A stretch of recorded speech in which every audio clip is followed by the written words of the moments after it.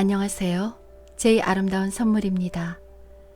오늘은 지난 영상에 이어서 김동인의 광염 소나타 2부를 낭독해 드리겠습니다. 그럼 낭독을 시작하겠습니다. 여기까지 이야기해오던 K씨는 문득 말을 끊었다. 그리고 마도로스 파이프를 꺼내어 담배를 피워가지고 빨면서 모씨에게 향하였다. 선생은 이제 내가 이야기한 가운데 모순된 점을 발견 못하셨습니까? 글쎄요. 그럼 내가 대신 물으리다. 백성수는 그만치 천분이 많은 음악가였었는데 왜 그 광염 소나타를 짓기 전에는 그만치 흥분되고 긴장되었다가도 일단 음보로 만들어 놓으면 아주 힘없는 것이 되어버리고 했겠습니까? 그게야 미상불 그때의 흥분이 광염 소나타를 지을 때의 흥분만 못한 연고겠지요. 그렇게 해석하세요? 듣고 보니 그것은 한 해석이 되기는 합니다. 그러나 나는 그렇게 해석 안 하는데요. 그럼 K씨는 어떻게 해석하십니까? 나는, 내 해석을 말하는 것보다 그 백성수한테서 내게로 온 편지가 한 장 있는데 그것을 보여드리리다. 선생은 오늘 바쁘시지 않으세요? 일은 없습니다. 그러면 우리 집까지 잠깐 같이 가보실까요? 가지요. 두 노인은 일어섰다. 도회와 교회의 경계에 달린 K씨 집에까지 두 노인이 이른 때는 오후 8시가 된 때였었다. 두 노인은 K씨의 서재에 마주 앉았다. 이것이 2, 3일 전에 백성수한테서 내게로 온 편지인데 읽어보세요. K씨는 서랍에서 기다란 편지 뭉치를 꺼내어 모씨에게 주었다. 모씨는 받아서 폈다. 가만 여기서부터 보세요. 그전에는 쓸데없는 인사이니까. 중략. 그리하여 그날도 또한 이제 밤을 지낼 집을 구하느라고 돌아다니던 저는 우연히 그 집, 제가 전에 돈 50여 전을 훔친 집 앞에까지 이르렀습니다. 깊은 밤 사면은 고요한데 그 집 앞에서 잘 곳을 구하느라고 헤매던 저는 문득 마음속에 무서운 복수의 생각이 일어났습니다. 이 집만 아니었다면, 이 집 주인이 조금만 인정이라는 것을 알았다면 저는 그 불쌍한 제 어머니로서 길에까지 기어나와서 세상을 떠나게 하지는 않았겠습니다. 분묘가 어디인지조차 알지 못하여 꽃 한 번 갔다가 꽂아보지 못한 이러한 불효도 이 집 때문이외다. 이러한 생각에 참지를 못하여 그 집 앞에 가려있는 볏짚에다가 불을 놓았습니다.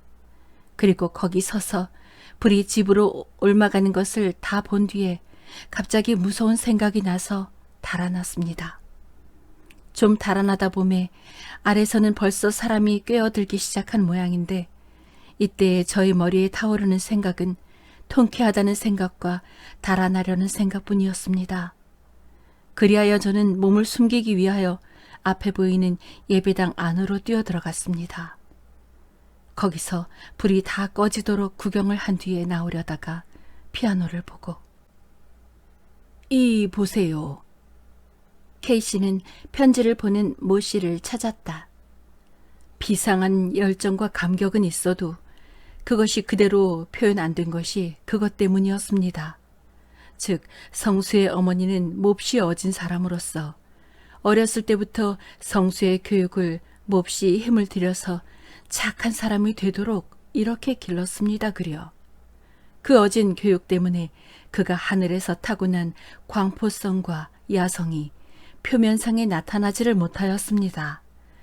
그 타오르는 야성적 열정과 힘이 음보로 그려놓으면 아주 힘없는, 말하자면 김 빠진 술과 같이 되고 하는 것이 모두 그 때문이었습니다. 그려. 점잖고 어진 교훈이 그의 천분을 못 발휘하게 한 셈이지요. 그것이 그 사람 성수가 감옥 생활을 할 동안에 한 번씩 끼기는 하였으나 그러나 사람의 교양이라 하는 것은 온전히 씻지는 못하는 것이외다. 그러다가 그 원수의 집 앞에서 갑자기 말하자면 돌발적으로 야성과 광포성이 나타나서 불을 놓고 예배당 안에 숨어서서 그 야성적 광포적 쾌미를 한껏 즐긴 다음에 그에게서 폭발하여 나온 것이 그 광염 소나타였구려. 일어서는 불길, 사람의 비명, 온갖 것을 무시하고 퍼져나가는 불의 세력. 이런 것은 사실 야성적 쾌미 가운데 으뜸이 되는 것이니깐요. 아셨습니까? 그러면 그 다음에 그 편지에 여기부터 또 보세요. 중략. 저는 그날의 일이 아직 눈앞에 어리는 듯 하외다. 선생님이 저를 세상에 소개하시기 위하여 늙으신 몸이 몸소 피아노에 앉으셔서 초대한 여러 음악가들 앞에서 제 광염 소나타를 탄주하시던 그 광경은 지금 생각하여도 제 눈에서 눈물이 나오려 합니다. 그때 그 손님 가운데 부인 손님 두 분이 기절을 한 것은 결코 광염 소나타의 힘뿐이 아니고 선생의 그 탄주의 힘이 많이 섞인 것을 뉘라서 부인하겠습니까? 그 뒤에 여러 사람 앞에 저를 내어 세우고 이 사람이 광염 소나타의 작자이며 30년 전에 우리를 버려두고 혼자 간 일대의 귀재 백모모의 아들이외다. 고 소개를 하여 주신 그때의 그 감격은 제 일생에 어찌 있사오리까. 그 뒤에 선생님께서 저를 위하여 꾸며주신 방도 또한 제 마음에 가장 맞는 방이었습니다. 널따란 북향방에 동남쪽 귀에 든든한 참나무 침대가 하나, 서북쪽 귀에 아무 장식 없는 참나무 책상과 의자, 피아노가 하나씩, 그 밖에는 방 안에 장식이라고는 서남쪽 벽에 커다란 거울이 하나 있을 뿐 덩더럽게 넓은 방은 사실 밤에 전등 아래 앉아 있노라면 저절로 소름이 끼치도록 무시무시한 방이었습니다. 게다가 방 안은 모두 검은 칠을 하고 창밖에는 늙은 회나무에 고목이 한 그루 서 있는 것도 과연 귀기가 돌았습니다. 이러한 가운데서 선생님은 저로 하여금 방분스런 음악을 낳도록 애써주셨습니다. 저도 그런 환경 아래서 좋은 음악을 낳아보려고 얼마나 애를 썼겠습니까? 어떤 날 선생님께 작곡에 대한 계통적 훈련을 원할 때에 선생님은 이렇게 대답하셨습니다. 자네에게는 그러한 교육이 필요가 없어. 마음대로 나오는 대로 하게. 자네 같은 사람에게 계통적 훈련이 들어가면 자네의 음악은 기계화되고 말아. 마음대로 온갖 규칙과 규범을 무시하고 가슴에서 터져 나오는 대로. 저는 이 말씀의 뜻을 똑똑히는 몰랐습니다. 그러나 대략한 의미뿐은 통하였습니다. 그리하여 저는 마음대로 한껏 자유스러운 음악의 경지를 개척하려 하였습니다. 그러나 그동안에 제가 산출한 음악은 모두 이상히도 저의 이전의 것과 마찬가지로 아무러한 힘도 없는 음향의 유희에 지나지 못하였습니다. 저는 얼마나 초조하였겠습니까? 때때로 선생님께서 최근 비스시 하시는 말씀은 저로 하여금 더욱 초조하게 하였습니다. 그리고 마음이 초조하면 초조할수록 제게서 생겨나는 음악은 더욱 나약한 것이 되었습니다. 저는 때때로 그 불붙던 광경을 생각하여 보았습니다. 그리고 그때의 통쾌하던 감정을 되풀이하여 보려 하였습니다. 그러나 그건 역시 실패에 돌아갔습니다. 때때로 비상한 열정으로 음보를 그려놓은 뒤에 몇 시간을 지나서 다시 한번 읽어보면 거기는 아무 힘이 없는 개념만 있고 하였습니다. 저의 마음은 차차 무거워지기 시작하였습니다. 그리고 큰 기대를 가지고 계신 선생님께도 미안하기가 짝이 없었습니다. 음악은 공의 품과 달라서 마음대로 만들고 싶은 때에 되는 것이 아니니 마음 놓고 천천히 감흥이 생긴 때에. 이러한 선생님의 위로의 말씀이 듣기가 제 살을 깎아먹는 듯 하였습니다. 그러나 제 마음상은 이제는 제게서 다시 힘있는 음악이 나올 기회가 없는 것 같지만 생각되었습니다. 이러는 동안에 무위에 몇 달이 지났습니다. 어떤 날 밤중 가슴이 너무 무겁고 가슴속에 무엇이 가득 찬 것 같이 거북하여서 저는 산보를 나섰습니다. 무거운 머리와 무거운 가슴과 무거운 다리를 지향 없이 옮기면서 돌아다니다가 저는 어떤 곳에서 커다란 볏짚 낫가리를 발견하였습니다. 이때의 저의 심리를 어떻게 형용하였으면 좋을지 저는 모르겠습니다. 저는 무슨 무서운 적을 만난 것 같이 긴장되고 흥분되었습니다. 저는 사면을 한번 살펴보고 그 낫가리에 달려가서 불을 그어서 놓았습니다. 그리고 갑자기 무서움증이 생겨서 돌아서서 달아나다가 멀찌감이까지 달아나서 돌아보니까 불길은 벌써 하늘을 찌를 듯이 일어났습니다. 오악오악 깨악깨악 사람들이 부르짖는 소리도 들렸습니다. 저는 다시 그곳까지 가서 그 무서운 불길에 날아올라가는 볏짚이며 그 낫가리에 연달아 있는 집을 헐어내는 광경을 구경하다가 문득 흥분되어서 집으로 돌아왔습니다. 그날 밤에 된 것이 성난 파도이었습니다. 그 뒤에 이 도회에서 일어난 알지 못할 몇 가지 불은 모두 제가 질러놓은 것이었습니다. 그리고 불이 있던 날 밤마다 저는 한 가지의 음악을 얻었습니다. 며칠을 연하여 가슴이 몹시 무겁다가 그것이 마침내 식체와 같이 거북하고 답답하게 되는 때는 저는 뜻없이 거리를 나갑니다. 그리고 그러한 날은 한 가지의 방화 사건이 생겨나며 그날 밤에는 한 곡의 음악이 생겨났습니다. 그러나 그것도 번수가 차차 많아갈 동안 저의 그 불에 대한 흥분은 반비례로 줄어졌습니다. 온갖 것을 용서하지 않는 불꽃의 잔혹함도 그다지 제 마음을 긴장시키지 못하였습니다. 차차 힘이 적어져가네. 선생님께서 제 음악을 보시고 이렇게 말씀하신 것이 그러한 때였습니다. 그러나 저는 개서 더할 도리가 없었습니다. 하는 수 없이 저는 한동안 음악을 온전히 잊어버린 듯이 내버려 두었습니다. 모 씨가 성수의 편지를 여기까지 읽었을 때에 K 씨가 찾았다. 재작년 봄에서 가을에 걸쳐서 원인 모를 불이 많지 않았습니까? 그것이 최성수의 장난이었습니다. 그려.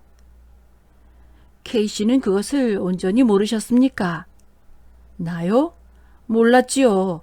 그런데 그 어떤 날 밤이구려. 성수는 기대에 반해서 우리 집으로 온 지 여러 달이 됐지만 한 번도 힘있는 것을 지어본 일이 없겠지요. 그래서 저 사람에게 무슨 흥분될 재료를 줄 수가 없나 하고 혼자 생각하며 있더랬는데 그때의 저편 K씨는 손을 들어 남편 쪽 창을 가리켰다. 저편 꽤 멀리서 불 붙는 것이 눈에 띄입디다 그려. 그래서 저것을 성수에게 보이면 혹 그때의 감정, 그때는 나는 그 담배 장순의 집에 불이 일어난 것도 성수의 장난인 줄은 꿈에도 생각 안 했구려.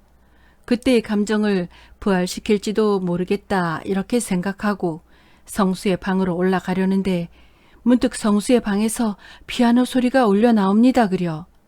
나는 올라가려던 발을 부지중 멈추고 말았지요. 역시 C샤프 단음계로서 제1곡은 뽑아먹고 아다지오에서 시작되는데 고요하고 잔잔한 바다, 수평선 위로 넘어가려는 저녁해. 이러한 온화한 것이 차차 스케르초로 들어가서는 소낙비, 풍랑, 번개질, 무서운 바람소리, 우레질, 전복되는 배, 곤해서 물에 떨어지는 갈매기, 한 번 뒤집어지면서 해일에 쓸려 나가는 동네 사람의 부르짖음, 흥분에서 흥분, 광포에서 광포, 야성에서 야성, 온갖 공포와 포악한 광경이 눈앞에 어릿거리는데 이 늙은 내가 그만 흥분에 못 견디어 뜻하지 않고 그만두어 달라고 고함친 것만으로도 짐작하시겠지요. 그리고 올라가서 보니깐 그는 탄주를 끝내고 피곤한 듯이 피아노에 기대고 앉아있고 이제 탄주한 것은 벌써 성난 파도라는 제목 아래 음보로 되어 있습디다. 그러면 성수는 불을 2번 놓고 2음악을 얻었다는 말씀이지요? 그렇지요. 그러고 그 뒤부터는 한 10여일 건너서는 하나씩 지었는데 그것이 지금 보면 한 가지의 방화 사건이 생길 때마다 생겨난 것이었습니다. 그러나 그의 편지 맞다나 얼마 지나서부터는 차차 그 힘과 야성이 적어지기 시작했지요. 그래서 가만 계십시오. 그 사람이 그 다음에도 피해 선율이나 그 밖에 유명한 곡조를 여러 개 만들지 않았습니까? 글쎄 말이에다. 거기 대한 설명은 그 편지를 또 보십시오. 여기서부터 또 보시면 알리다. 중략. XX 다리 아래로서 나오려는데 무엇이 발길에 채는 것이 있었습니다. 성냥을 그어가지고 보니깐 그것은 웬 늙은이의 송장이었습니다. 저는 그것이 무서워서 달아나려다가 돌아서려던 발을 다시 돌이켰습니다. 그리고 선생님은 이제 제가 쓰는 일을 이해하여 주실는지요? 그것은 너무도 기괴한 일이라 저로서도 믿어지지 않는 일이었습니다. 그 송장을 타고 앉았습니다. 그리고 그 송장의 옷을 모두 찢어서 사면으로 내어 던진 뒤에 그 벌거벗은 송장을 제 힘이라 생각되지 않는 무서운 힘으로써 높이 쳐들어서 저편으로 내어 던졌습니다. 그런 뒤에는 마치 고양이가 알을 가지고 놀듯 다시 뛰어가서 그 송장을 들어서 도로 이편으로 던졌습니다.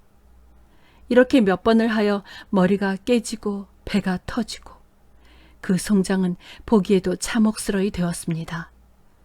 그리하여 그 송장을 다시 만질 곳이 없이 된 뒤에 저는 그만 고나여 그 자리에 앉아서 쉬려다가 갑자기 마음이 긴장되고 흥분되어서 집으로 달려왔습니다. 그날 밤에 된 것이 피해 선율이었습니다. 선생은 이러한 심리를 아시겠습니까? 글쎄요, 아마 모르실걸요. 그러나 예술가로서는 능히 머리를 끄덕일 수 있는 심리외다. 그리고 또 여기를 읽어보십시오. 중략. 그 여자가 죽었다는 것은 제게는 사실 뜻밖이었습니다. 저는 그날 밤 혼자 몰래 그 여자의 무덤을 찾아갔습니다. 그리고 7, 8시간 전에 묻어놓은 그의 무덤의 흙을 다시 파서 그의 시체를 꺼내어 놓았습니다. 푸르른 달빛 아래 누워있는 아름다운 그의 모양은 과연 선녀와 같았습니다. 가볍게 눈을 닫고 있는 창백한 얼굴, 곧은 콧날, 풀어헤친 검은 머리, 아무 표정도 없는 고요한 얼굴은 더욱 처염함을 도왔습니다. 이것을 정신이 없이 들여다보고 있던 저는 갑자기 흥분이 되어 아, 선생님, 저는 이 아래를 쓸 용기가 없습니다. 재판소의 조서를 보시면 저절로 아실 것이올시다. 그날 밤에 된 것이 사령이었습니다. 어떻습니까? 네? 언어 도단이에요? 선생의 눈으로는 그렇게 배실이다. 또 여기를 읽어보십시오. 중략. 이리하여 저는 마침내 사람을 죽인다 하는 경우에까지 이르렀습니다. 그리고 한 사람이 죽을 때마다 한 개의 음악이 생겨났습니다. 그 뒤부터 제가 지은 그 모든 것은 모두 다 한 사람씩의 생명을 대표하는 것이었습니다. 인전 더 보실 것이 없습니다. 그런데 그만큼 보셨으면 성수에 대한 대략한 일은 아셨을 터인데 거기 대한 의견이 어떻습니까? 네? 어떤 의견 말씀이 오니까? 어떤 기회라는 것이 어떤 사람에게서 그 사람이 가지고 있는 천재와 함께 범죄 본능까지 끌어내었다 하면 우리는 그 기회를 저주하여야겠습니까? 혹은 축복하여야겠습니까? 이 성수의 일로 말하자면 방화, 사체, 모욕, 시간, 살인, 온갖 죄를 다 범했어요. 우리 예술가 협회에서 별로 수단을 다 써서 정부에 탄원하고 재판소에 탄원하고 해서 겨우 성수를 정신병자라 하는 명목 아래 정신병원에 감금했지. 그렇지 않으면 당장의 사형이 아닙니까? 그러나 때때로 그 흥분 때문에 눈이 아득하여져서 무서운 죄를 범하고 그 죄를 범한 다음에는 훌륭한 예수를 하나씩 산출합니다. 이런 경우에 우리는 그 죄를 밉게 보아야 합니까? 혹은 그 범죄 때문에 생겨난 예수를 보아서 죄를 용서하여야 합니까? 그게야 죄를 범치 않고 예수를 만들어냈으면 더 좋지 않습니까? 물론이지요. 그러나 이 성수 같은 사람도 있는 것이니깐 이런 경우엔 어떻게 해결하렵니까? 죄를 벌해야지요. 죄악이 성하는 것을 그냥 볼 수는 없습니다. 케이씨는 머리를 끄덕였다. 그렇겠습니다. 그러나 우리 예술가의 견지로는 또 이렇게 볼 수도 있습니다. 베토벤 이후로는 음악이라 하는 것이 차차 힘이 빠져가서 꽃이나 계집이나 찬미할 줄 알고 연애나 칭송할 줄 알아서 선이 굵은 것은 볼 수가 없이 되었습니다. 게다가 엄정한 작곡법이 있어서 그것은 마치 수학의 방정식과 같이 작곡에 대한 온갖 자유스러운 경지를 제한해 놓았으니깐 이후에 생겨나는 음악은 새로운 길을 개척하기 전에는 한 기술이 될 것이지 예술이 될 수는 없습니다. 예술가에게는 이것이 쓸쓸해요. 힘있는 예술, 선이 굵은 예술, 야성으로 충일된 예술. 이것을 기다린 지 오래됐습니다. 그럴 때 백성수가 나타났습니다. 사실 말이지 백성수의 그 새의 예술은 그 하나하나가 모두 우리의 문화를 영구히 빛낼 보물입니다. 우리의 문화의 기념탑입니다. 방화, 살인, 변변치 않은 집게, 변변치 않은 사람개는 그의 예술의 하나가 산출되는데 희생하라면 결코 아깝지 않습니다. 1000년에 한 번, 10,000년에 한 번 날지 못 날지 모르는 큰 천재를 몇 개의 변변치 않은 범죄를 구실로 이 세상에서 없이 하여 버린다 하는 것은 더 큰 죄악이 아닐까요? 적어도 우리 예술가에게는 그렇게 생각됩니다. 케이씨는 마주 앉은 노인에게서 편지를 받아서 서랍에 집어넣었다. 새빨간 저녁 해에 비치어서 그의 늙은 눈에는 눈물이 반득였다.